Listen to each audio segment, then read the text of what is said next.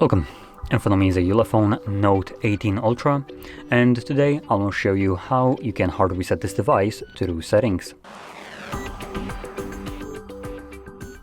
So to get started, you'll want to open up your settings application,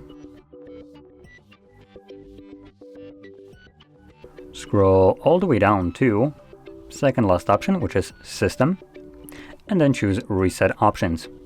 From here, select Erase All Data Factory Reset, and this will present you with a list of data that will be removed by this process, which importantly includes things like music, photos, and user data. If you have anything of that sort, make a backup copy of it before you go any further.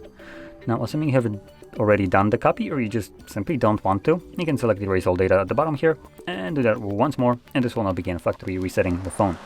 This process will take about 2 minutes to finish up, and once it's completed, we will be presented with Android setup screen. So I'll be back once that is visible for me.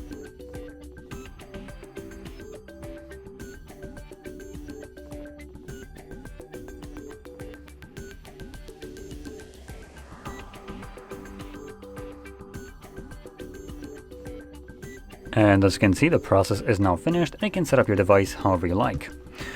So if you found this very helpful, don't forget to hit like, subscribe, and thanks for watching.